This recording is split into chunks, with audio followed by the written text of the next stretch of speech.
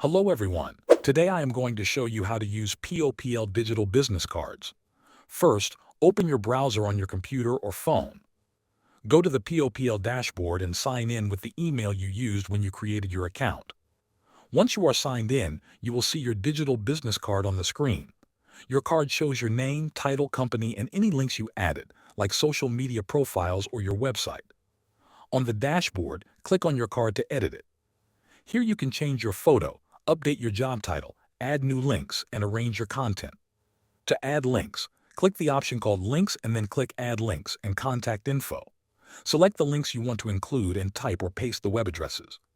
This makes your card more complete and useful when others view it online. After you finish editing, your changes are saved automatically.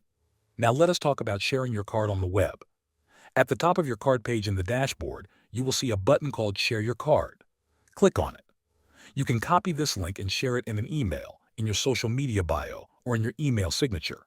When someone clicks this link, your digital business card opens in their browser without needing any app. That is all you need to know about using POPL digital business cards on the web. Thanks for watching.